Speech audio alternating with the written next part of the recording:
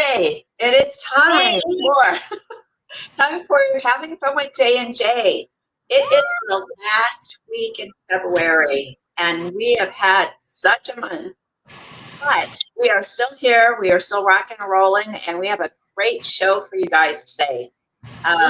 Again, professors, we're all about your business. We're all about making sure that you have all the information and access to different opportunities for your business. And this may be something, we have a surprise for you, this may be something that you haven't thought about. So we have a special guest with us today. She is creative in her own right. She is a creative spirit. And I'm going to let Jeanette, because she pronounces her name much better than I do. Sounds much better from her than me.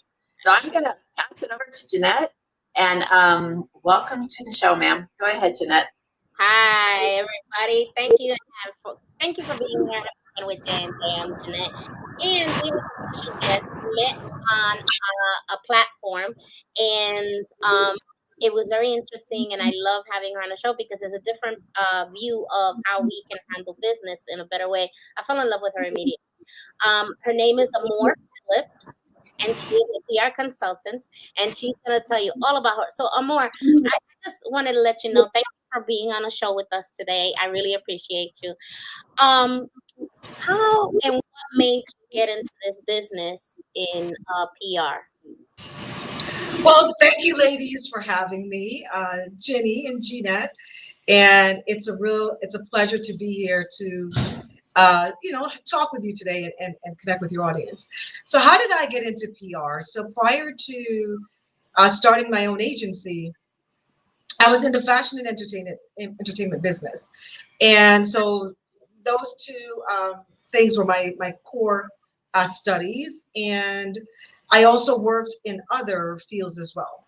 But at the time, around 2007, I was working in the architectural, or let's say the structural glass industry.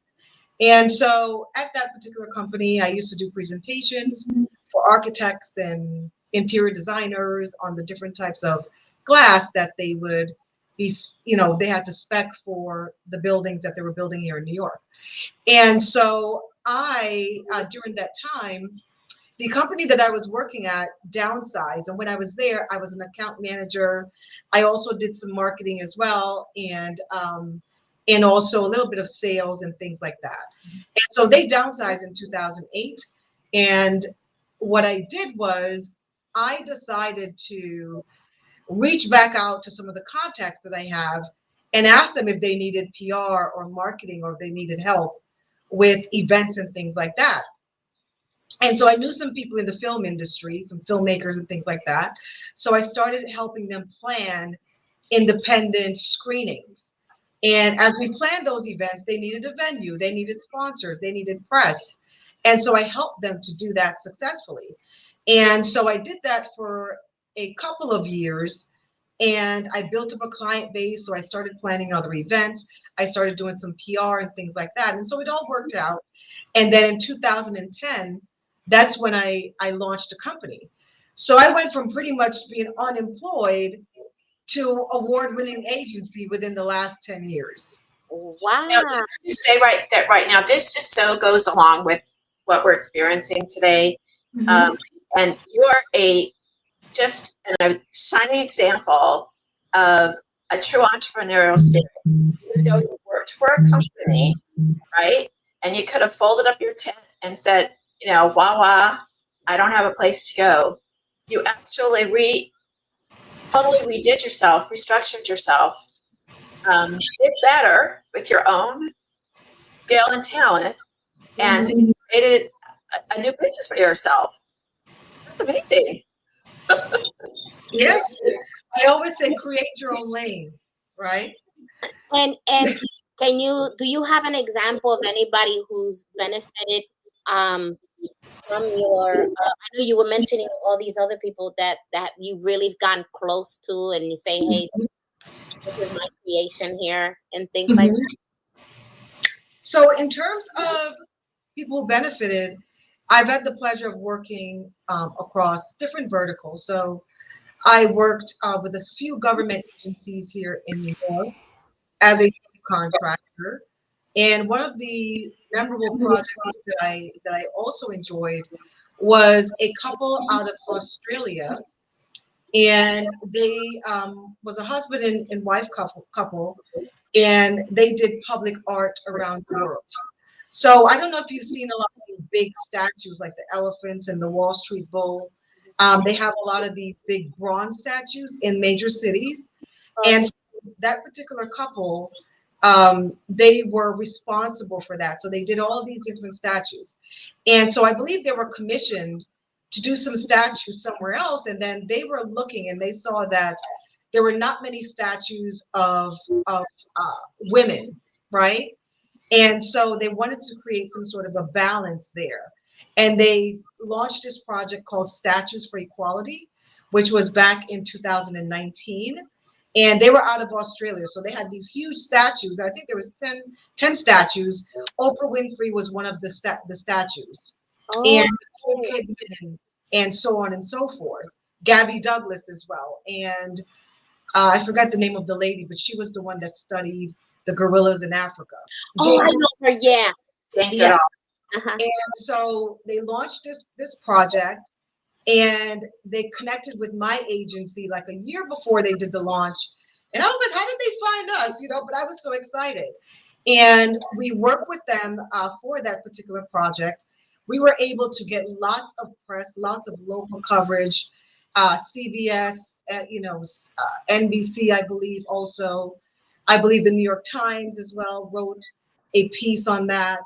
And through that particular campaign, at the end of the campaign, they saw an increase. I think at the end of the year, they saw an increase of, I believe, 3 to 5% in the amount of statues of women that were now being commissioned.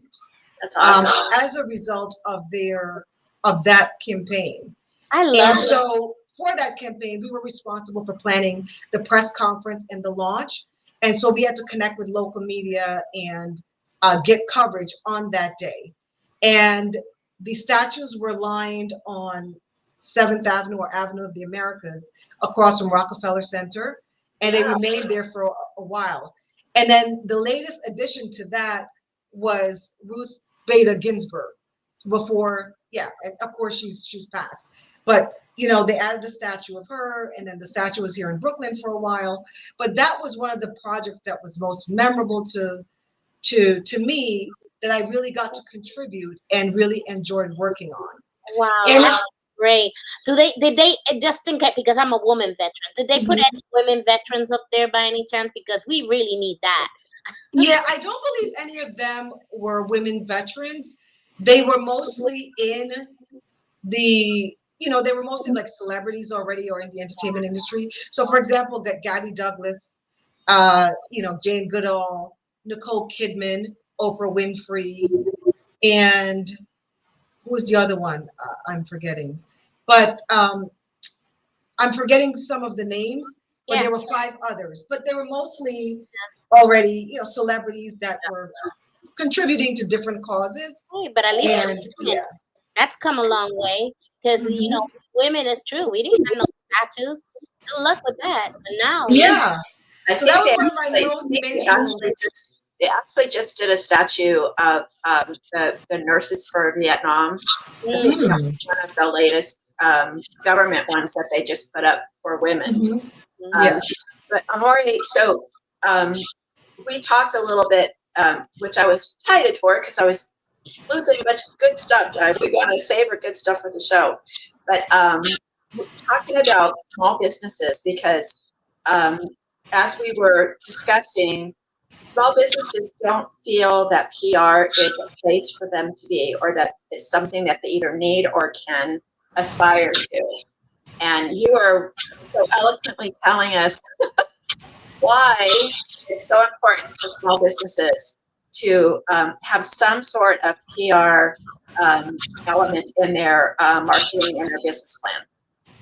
And yet, tell me repeat what you told me. I'm sorry, repeat that? Well, tell me what you were telling me before. Okay. That's why I always say, do not talk before the show, but nobody listens to me, right? Nobody happens to me.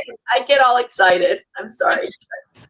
So I would say that for small businesses, because I still am a small business owner, and what I would say to a lot, I think what it is, Jenny and Jeanette, is a lot of startups and small businesses, we tend to think small, and we're not we're not necessarily we're not necessarily looking at where we want to go in terms of vision and what are the opportunities that are out there for us, right?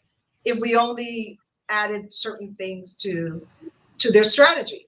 And so a lot of small business owners, they are mostly like, I can barely pay the rent, or I can barely pay my employees. So how am I going to invest in PR? The other thing is a lot of small business owners do not think that they need it. And they also think that it's only for celebrities, it's only for the big companies like Apple and all of that. And in some ways, they are right, because PR can be somewhat costly, but it depends on what you want, what stage of business you're at, if you're a startup, if you're expanding, et cetera, et cetera. And so they really don't pursue it. And they also just see it as something that's expensive. And I think what it really comes down to is a lot of small business owners do not understand what it does and the value it can add to their business. Right. And in addition to that, what I have found in my research is that they think that it's something really maybe massive or outside of what they can do in terms of maintaining it. And so a lot of small business owners don't kind of add it. But my approach is PR should be added as a part of your long-term growth strategy. So don't look at it as something that you just need to do to promote a particular product, but look at where you want to go. Where do you want to be in 3 years? If one of your goals is to position yourself or get more funding for your business or attract investors, then PR is right for you. And what you would then want to do is, what platforms should I be on where I would be in front of potential investors that would want to invest in my company, etc. So when I work with clients and companies, whether they're small or emergent, I ask them, what are your goals? And then I try to see how PR can make that happen for them. And then I also inform them that you have a story to tell. Think of the people in the local community or anywhere that would be inspired by your story. Maybe it's your founding story. Maybe it's the reason why you created your products and services. Maybe you had an aunt with breast cancer, and then it led you to creating a product for women who are survivors of breast cancer. And so what you want to do is, don't look at PR as this complicated, expensive thing. Just look at it as a way of, how can I share my story? And you want to start locally. So tap into your local market, like the local newspapers. They're always looking to talk to and promote local businesses. And that's a way that small businesses can approach or get into or add PR without spending a lot of money. So I talk to small businesses about that. What are your goals? And what can we do? What are your resources? Let's start there. Let's start. And so that's usually my approach. What are our goals? What are our Sorry? I said I'm going to try to answer that question. Jenny, what are our goals? Yes. Well, our beginning started that we just wanted to make more sales for each of our businesses. Mm-hmm. And I wanted to find a way to get myself out there, but also help other people. And so we've branched out to where it was just us doing the show into creating a channel, not just for women. It started just for women, but for us. But we have the same, no matter how big or small or actually how much money you have, you all have the same issue. You got to get yourself out there some way so people know what you do. If you sell the most marvelous product, like you have the most marvelous product in the world, and it'll save everybody's lives and it won't cost any money, as long as it sits in front of you and it doesn't get out, it does no good. And so a lot of small businesses tend to not feel that that's an important thing to get your name and your recognition. They don't want to know it. They don't want to be around it. So our vision is so, like, if I told you what my vision is, you guys, they'd be all laughing. My family would go, ah. But I can see the potential. I can see our potential. Very, very potential. I see it. I think our next question was, where do you see yourself in 5 years, right? So where do we see ourselves in 5 years? Oh gosh, Jeanette and I have so many things, and I know it's not retired. That's one thing. I know. I mean, like, Amore, when you went from your, you got laid off, and then you were doing basically freelance work, right? Kind of do extra PR and marketing for the people. Then you went to your own business. So another thing, I just segued off this. Marketing and PR, people think they're the same things, but they're really not. Correct? Am I correct? So can you explain that a little bit, and then I'll go back to what I was saying before, because I think this is an important part. People think marketing and PR are the same thing. Oh, that's so yes, and they have overlap, so sometimes people not really understanding the difference will think that they're the same because there's some overlap there. And so marketing goes hand in hand with PR, right? They're both strategies or ways to support the growth and the awareness of the business. So whereas PR focuses on building trust and connecting and building brand awareness, right? So making that product or service, that product or service that people will look to when they need that product or service. And they do that through storytelling and positioning themselves as the experts or the best choice for that product.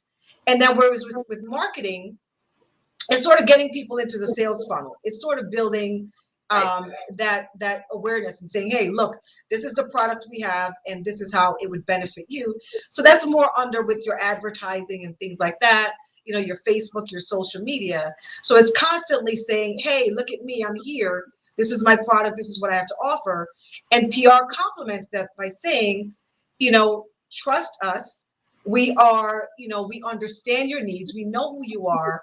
And this product, whether it's an Apple iPhone or what have you, is the best. So PR is sort of, it's really for building trust, right, with an audience. And it's really for building that brand awareness so that you become top of mind when someone is looking for your service or your product. So we all know who Amazon is.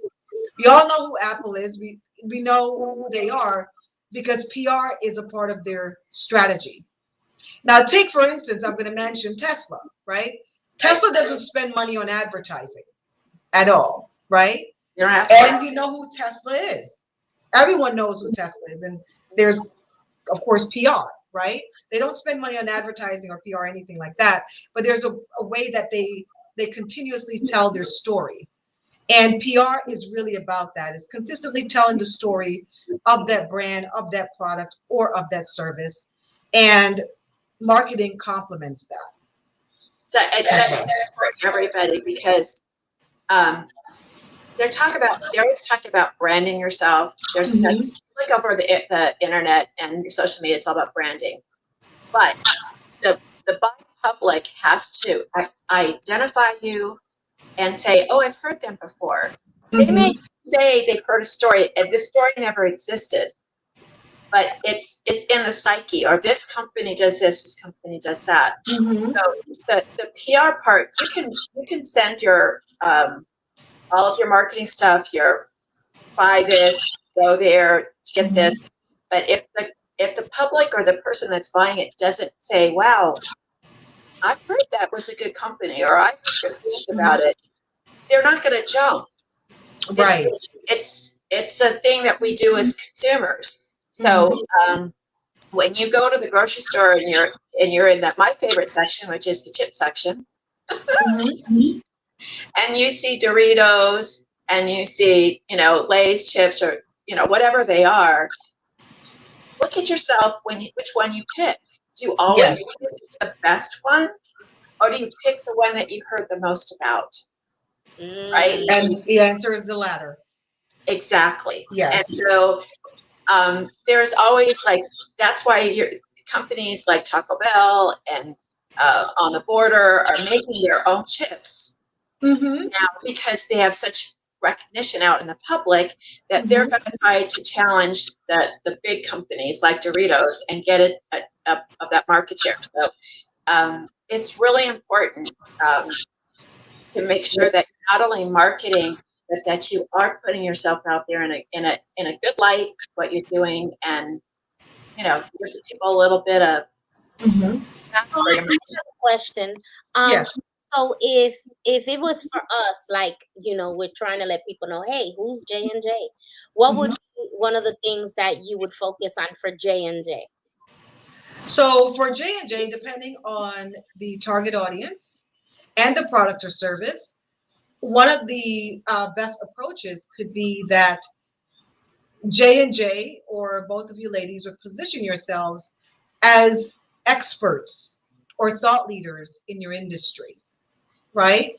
And so thought leadership positioning includes getting you on different stages, maybe a TED Talk or a TEDx talk, or having you speak at local events, or relative relatable events in your local market.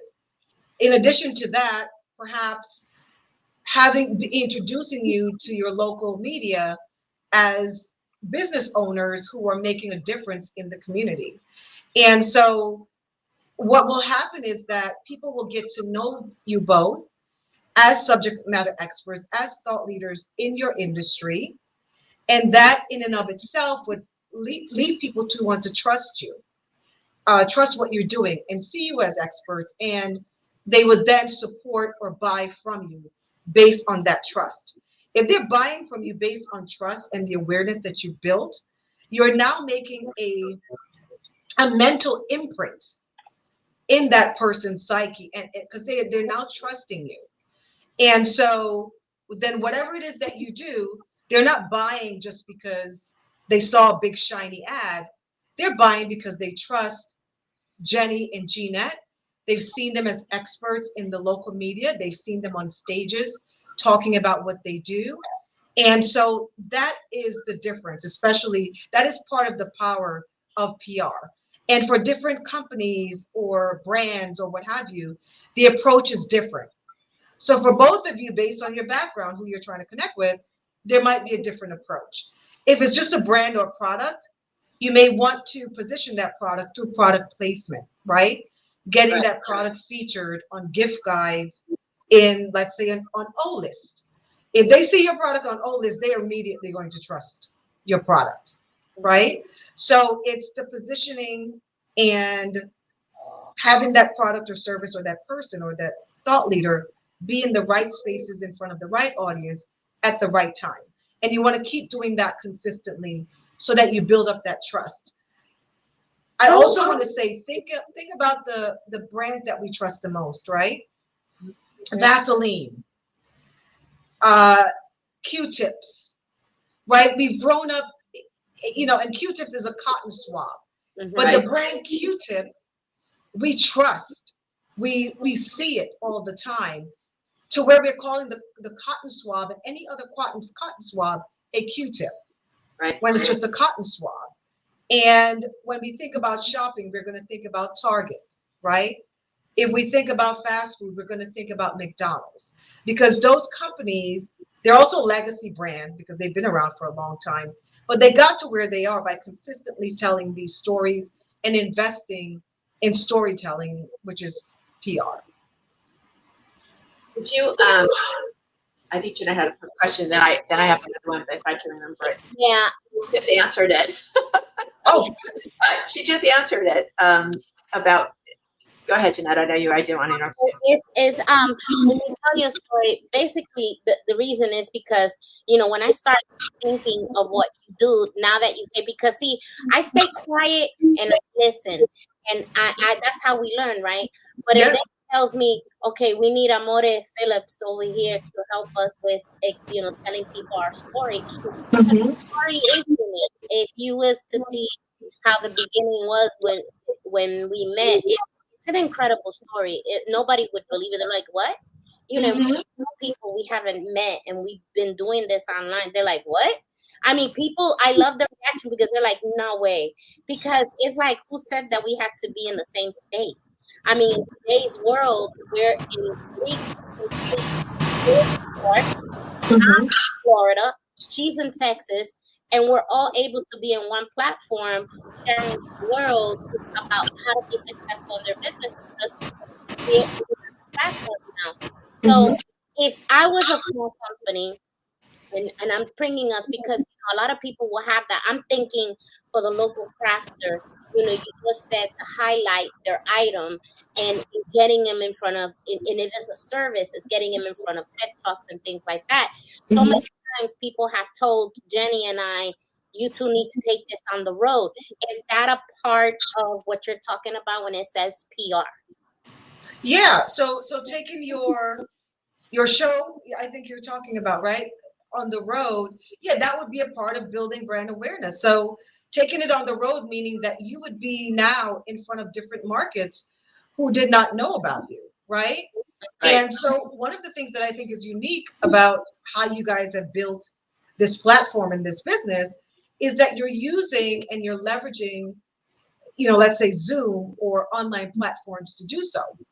And a part of your story could be how these two ladies built this, I'm just going to use multi-million-dollar business, Mm, virtually, or having who had never met each other in person, built a business virtually by just, online, right? And Right. so what your story can then do is give credence and power to a platform like Zoom.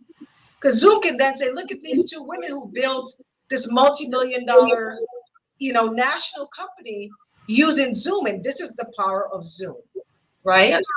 So, That's so you, actually very good because wow. most people think of Zoom as kind of Mhm. a boring office kind of, like I've got Yes. to do a Zoom meeting or whatever. Mhm. We're using the technique of Zoom to Right. actually create an atmosphere for Right. other people to bring their businesses to the forefront. So Mhm. you always got to kind of tweak stuff, right? Yeah, Yeah. yeah, yeah. And so I mentioned I use that as an example because what that then means, right? If you guys are looking to really, you're looking for a potential sponsor partner, you have a story for Zoom. Yep. Zoom could be a partner for you because you've built a business on it, right? And Yep. so you can be a great case study for Zoom because, like you said, I got tired of Zoom, right? After COVID happened, Right.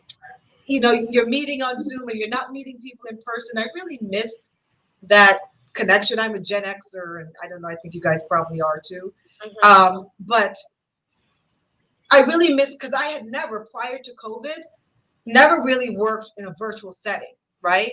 Because when I was growing up, you had to be in the office. That's how we worked.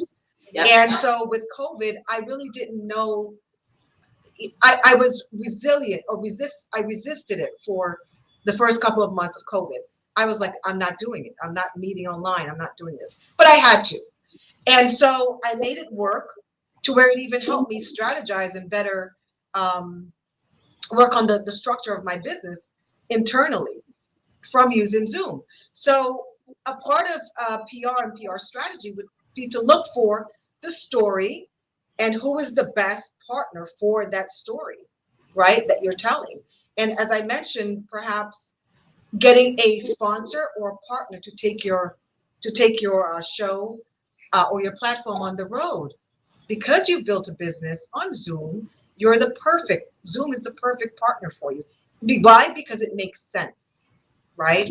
And it's authentic. And what your story will do is it will show other people who want to start businesses that you can be in Australia and you can be in Canada and you can build a successful business. Yep.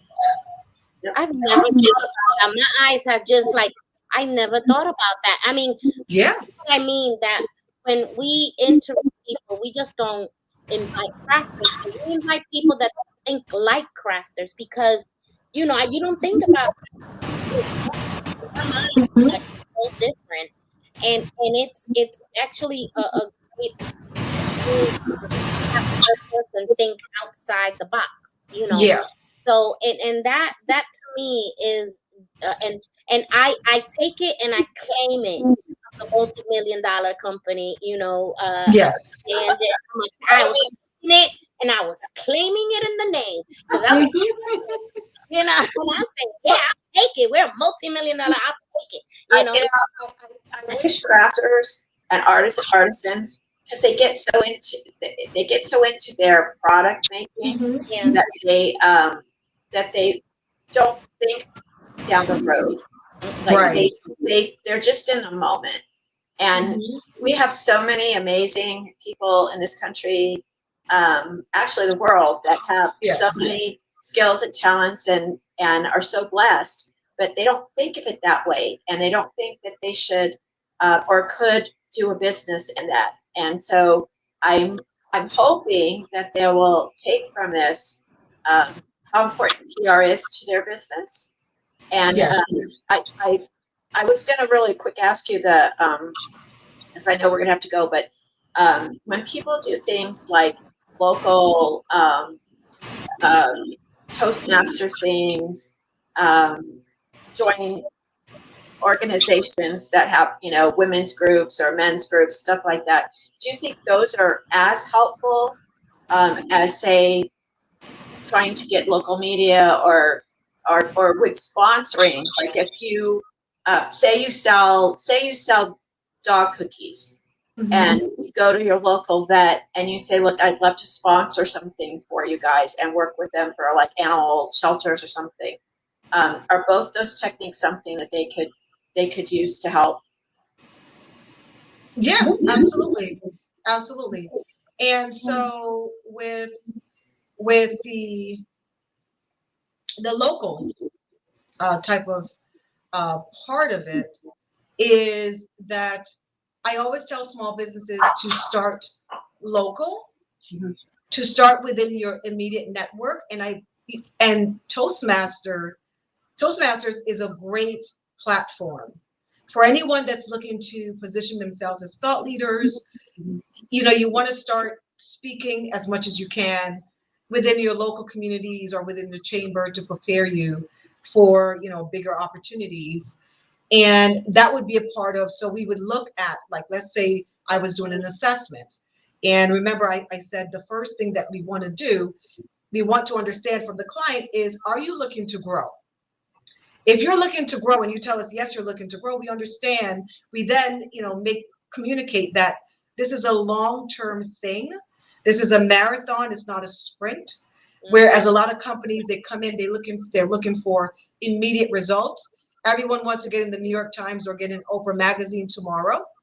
And we say that's not the game here that we're playing. You will get there if that is a place you're supposed to be. But we always want to really understand if the clients are really looking to grow and what their objectives and growth goals are. And then we say, okay, because this is your vision or these are your goals and you do want to grow, these are the things we can do, or these are the best strategies or tactics for you, right?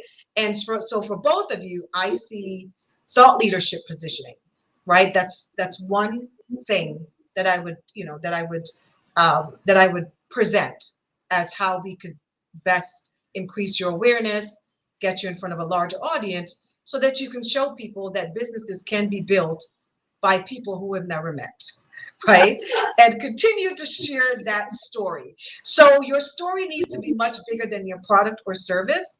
So, for example, let's think about if we thought about Rolls Royce. Rolls Royce does not sell cars, they sell legacy, they sell luxury, they sell what the car says, right? Or you could just get a Honda and it will get you the same place, I promise you. So we have to think, and you have to really tap into people's wants, their needs, and what is important to them emotionally. And Mhm. so that's one of the Don't they benefits. have to know their product? Like, Sorry? do you think that enough small business owners actually know their product? Like, No.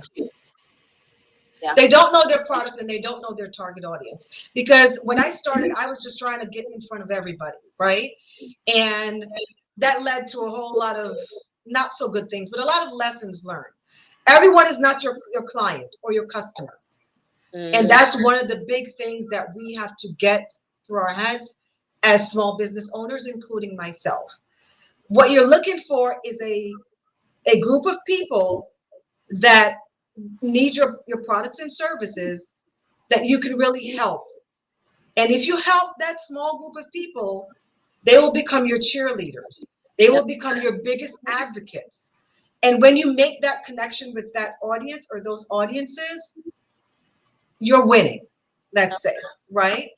So a lot of us, we don't know who our target audience is. We haven't tapped into that, and we don't really know. We're selling our product as opposed to what it does for the person or the Uh, difference. Yeah. So add value. That's one of the things I will say. Look to add value. I've learned so much, and I'm like, it's really amazing. You have a lot of knowledge, and God bless you for that, because that not many Thank you. can know. People just don't know what they don't know. They don't know, and they wonder why they're not getting out there. That's why we need so many experts in their field to be able to help us and know who to go to. So, Mhm. Phillips, thank you so much for sharing that knowledge, because it makes me think that there is hope for everyone. Especially if you're helping crafters that, I mean, what would you tell crafters that really, they're probably listening to this and they're going, man, I'd love to hire her, but man, I don't think I can afford it. I mean, does she the payments? What do we do? So what would you say to those crafters that, no, and I'm being real. This is Well, it's just true. It's like that's what it's they're true. thinking. Like I'm sitting here thinking as a crafter now, not as J&J, but I'm thinking now, like when I was doing my little class, I'm thinking, man, how do I get to know her? Like, how much is this gonna be? Like, can I afford you? So how would you answer that to a crafter right now that's thinking those thoughts? Sure. So me as a small business owner, I work with I work with companies, founders, and clients by trying to meet them where they are. And I try to understand what their needs are, and if they are ready for a PR. If they're not, because sometimes there are things that they need to do, and I will help them get there and give them advice on that. So we work with clients, companies, and brands also on a consultancy basis. So we have affordable hourly rates to where we can say, okay, you can if you have you can afford a couple of hours per month, we can give you these things. We can give you a basic plan of a couple things that you can do per month. We can help you figure out what would be the best tactics for you. If you have an intern or an assistant, we can create something for you that an assistant can do. And all you would need us for is maybe a monthly 1 hour strategy call that you can afford. And as you see that what we're doing for you is adding value, you're going to sell more product and then you can invest more as you go. So we have what we call a scalable model to where you can start where you are with just a couple of hours of consulting per month or a one-off service, or we can help you on a specific project. And then as you grow, you can then become a monthly retainer client. So businesses are growing and we want to grow with you. So we make it affordable to you and we provide you with options. So we have a DIY PR program and we have a grow and expand consultancy package to where a company can work with us for just a couple hours a week and get the advice that they need. Wow, that is Tell me real quick about the apples and oranges name. So apples and oranges. Well, you're comparing apples to oranges. Yeah, that's exactly part of what it was. And also, yeah, so when I was coming up with the name, I originally started to, my goal was I wanted to really work with food and beverage founders, that I wanted to help them get excited about the reason why they started their businesses and the type of food that they sell, and how food brings people together. And so I like the color red and orange because if you notice, a lot of food brands, they use those two colors because they're bright, they're exciting, and so I didn't want to call the company red and orange. And then the person I was working with at the time, we talked about is like comparing apples to oranges. And that's where it pretty much came from. That's awesome. Yeah, so that's where it came from. That's awesome. good. Well, I'm going to give tell people how they can find you before we. Yes, please. Sure. So you can find me on LinkedIn. That's where I spend most of my time in terms of social media. I'm also on Instagram, and I'm also on Instagram and Twitter. So you can find me under Amore Phillip, at Amore Phillip on Instagram. And you can find me by searching Amore Phillip on LinkedIn as well, and on Twitter as well. And for those of you who are watching today, please do reach out to me. And, I will, on behalf of Jenny and Jeanette, I would like to offer you a 1-hour consultation to talk about what we can do for your business. So only for the people watching today. Thank you so much. You're welcome. Thank you so much. That is excellent. We have viewers out here. If you have some questions, please pop them in the comment box. Go ahead, and while we wait for the comment box, I'm gonna drop my word of the day. So what I will do for all the crafters and everybody else watching is I will send Jenny and Jeanette that link, and just the description of what they can walk away with. In that, we call it a one-on-one advisory session, and there is a cost for it. But for those of you who watch today, we will send a code to Jenny and Jeanette to where that will be complimentary to you. That's awesome. Thank you so much. I appreciate it. Awesome. Going on that note, today is this is a very interesting title. Are you argumentative or peaceful? I am peaceful. She's peaceful. Yes. I think when you're doing business, you have to not be argumentative. You have to be you do have to be peaceful, but you have to make sure that you're solid. Yeah, you need a balance, right? Well, well, let's see what the word has to say about that. Okay. A continual dripping on every rainy day and a contentious woman are alike. Whoever restrains her restrains the wind and gas oil with his right hand. Proverbs 1:6. That actually doesn't answer the question, but going down here it says, Proverbs for having God-centered life. The key verses to these points as towards understanding the seriousness of continuous life. The New Century Version uses the word quarreling based on continuing. What is the first thing you say to your husband each morning? The last thing you discuss at night? Are you affirming him for a hard day's work or posturing him about the chores that remain undone? Do you greet him with a hug or a kiss, or with a list of complaints? Take note of this Proverbs warning. No man wants to make his home with a contentious woman. Trying to change this trait in a woman is like attempting to hold back the wind or hold oil in one's hand. Next time you start to pick a fight, hold your tongue. Find a way to praise your husband or wife. Instead, see the difference this makes in your marriage and business. Nice. Take from it, I always take it and I change it into the business point of view. If you got a customer that comes to you and say, hey, I got this little car from you, but it's broken, are you going to say, well, why are you coming back now? Or are you going to say, let me fix that for you and see what we can do and how can I compensate you for this little mishap on this little car? Which one would you do? Come back tomorrow, or will you go to them extra miles so they can come back and know that you're a caring, loving person? I will come back. I will Yep. come back, There and you go. And yes, because they are in business and they are human beings and they can make mistakes. And I'm sure a lot of their customers are happy.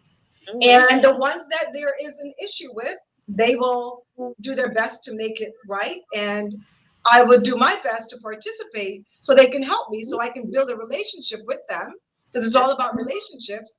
right, You know, that I know who I can trust with my car whenever I have a problem.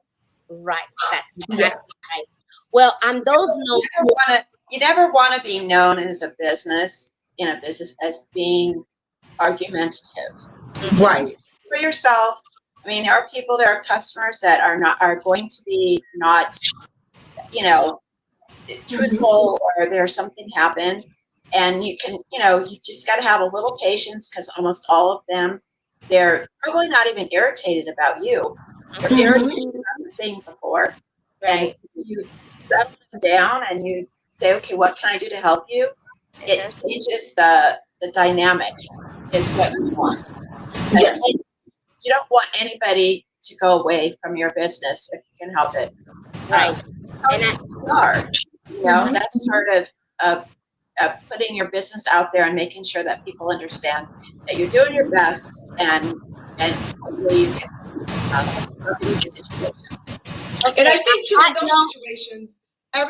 in those situations too, I think it presents an opportunity for you to learn and grow.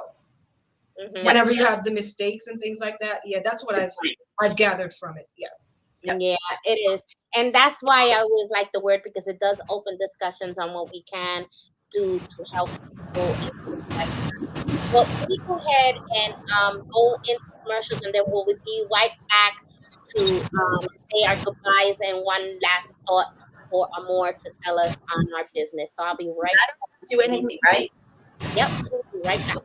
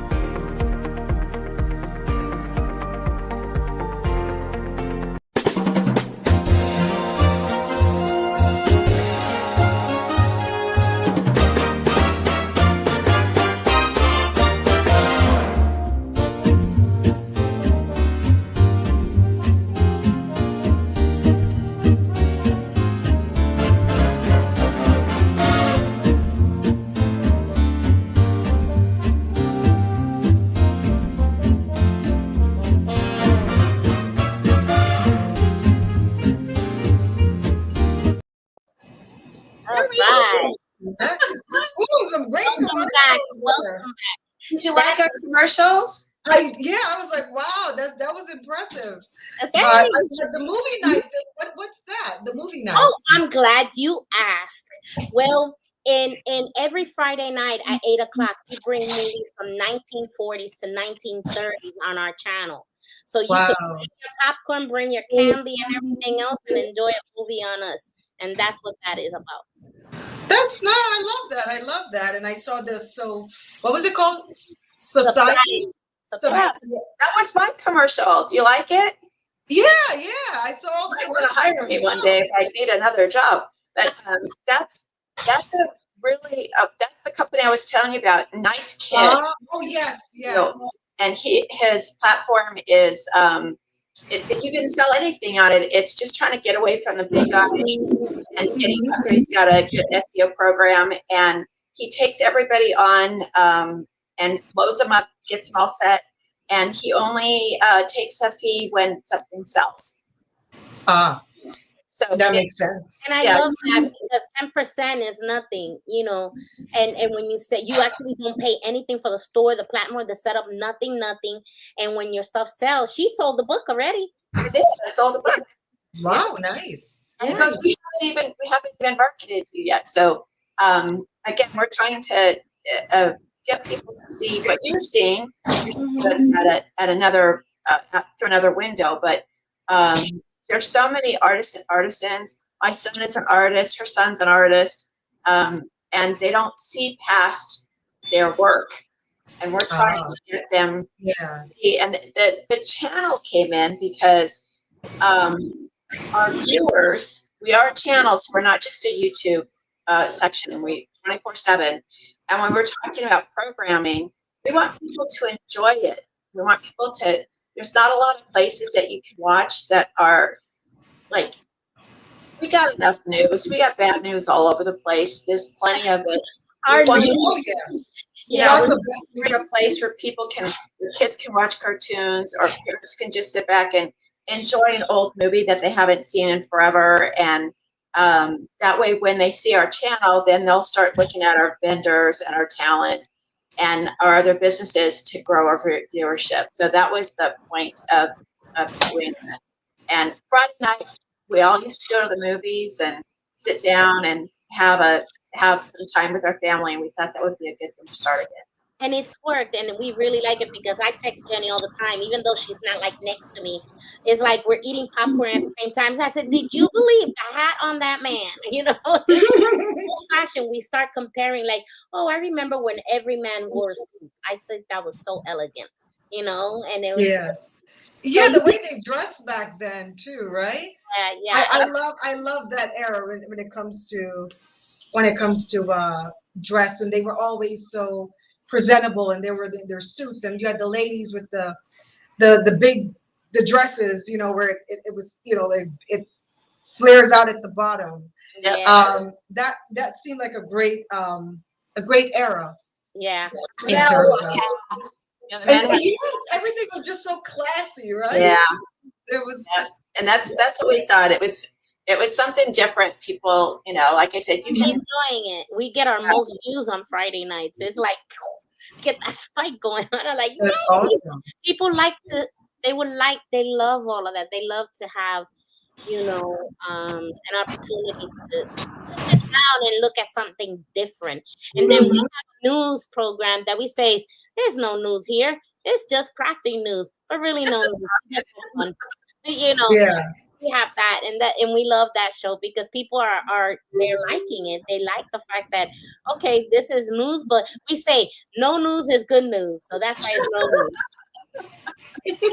No news is good news. Stir it up and give something to that I've noticed that we're missing in this world. And I know everybody wants to stop and watch the ambulance, but I think people get a little fatigued. And once they get home, they want to just, you know, see people. And the other thing is that we are real people.